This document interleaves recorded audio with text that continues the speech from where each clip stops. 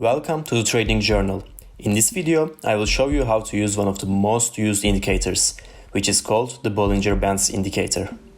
First, I will explain it, and then I will show you some strategies you can try with Bollinger Bands. Also, I will show you the biggest mistake people often make while trading with Bollinger Bands. Please don't forget to subscribe for more trading and investing videos.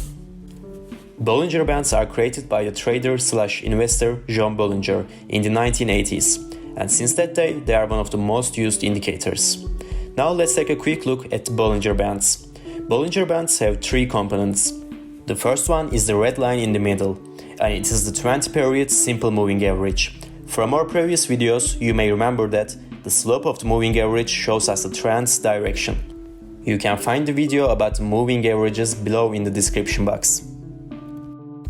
So, it is the first feature of the Bollinger Bands. Thanks to the moving average between them, they indicate the trend. But 20-period simple moving average by itself is not enough to understand the trend. You should watch the video I told you about in order to understand how to use moving averages to identify the trend. And two other components are the lower and the upper bands. They are simply two standard deviations away from the moving average. You might wonder, what do standard deviations have anything to do with it? But they are really important, because they indicate volatility. They indicate if the market is overstretched or not. Before diving into other parts, I want to show you how you can find the Bollinger Bands in your charting software. Here I am looking at 15 minutes euro to dollar chart on tradingview.com. It is a free website with all of the features you need to trade. To add Bollinger Bands, you have to click here on the top menu. It says Indicators and Strategies, and in the opening window we will search for the Bollinger Bands. You can add them to your favorites since we will use them quite often. So we click on the Bollinger Bands and now we have them on the screen. If you want to change how they look or their settings, you can click the settings icon here.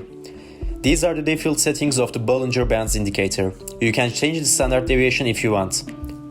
If you increase it to 3 for example, you will see that more of the bars will be inside the bands. But I use it with default settings, which are the 20-period moving average and 2 for standard deviation. On average, 95% of the bars are inside the range. They are inside the bands. So 19 out of 20 bars are inside the Bollinger Bands. Let's think that for a second. Since nearly all of the bars are inside the bands, and since the Bollinger Bands are used by many traders, these bands can act as support or resistance. It is the second use of the Bollinger Bands. Since many traders look at this indicator, these two bands can act as a psychological barrier, and we call these kind of barriers as support and resistance. If the price is outside of the bands, it means that the price is not at the standard level, so it is either overbought or oversold. You can see here, the price reaches the upper band, it means that it is overbought, and it can bounce from that point. But I know what some of you guys think. You think that if you go long at oversold levels and sell at overbought levels, you will make a profit. But trust me, if you follow that strategy, you will lose money, because you should never trade Bollinger Bands alone by themselves. Instead, you should combine them with candlestick patterns and other indicators. It is the most common mistake new traders make while trading with Bollinger Bands. They buy anytime when the price touches the lower band, and they sell anytime when the price touches the upper band. This strategy might work when the price is moving inside a range, but if you follow this strategy, you are most likely to lose money in the long run. This strategy will lose you money because it only works if the price moves in a range. However, if there's a trend, the price will probably not touch the opposite band. Let's look at this example. It is a daily chart of Apple, and even a new trader can identify the strong trend. If your strategy is to go long whenever the price is oversold and to go short whenever the price is overbought, you will need to open 5 short trades in a row in this example. And as you can see, you will lose all of your trades. Because you break the first rule of trading, you are trying to trade against the trend, and you will be most likely to lose if you do so, just like you did in this example. So always look for the trend before opening a trade, and try to open a position in the same direction as the trend. This example also shows us another important thing. It shows that if there is a positive trend, price tends to stay higher than the 20-period moving average. So if there is a trend, the moving average can act as a support. Now you know the three main features of the Bollinger Bands. Actually, the first feature is about the moving average, but still, these three features are the basic features of the Bollinger Bands indicator. As I said, I don't recommend it to identify the trend, but still we will use them to identify the overbought and oversold conditions, and we will definitely check them to see if they act as support or resistance. Okay, I just showed you the most common mistake that traders do. Now we can move to the strategies you can try with the Bollinger Bands. Our first strategy is a trend trading strategy. Remember I told you that if there's a trend, the red line in Bollinger Bands, which is the moving average, can act as a support. Here in this example, you can see the upward trends, and moving average acts as a support many times. So if you want to open a position in positive trends, pullbacks are the best time to open a trade.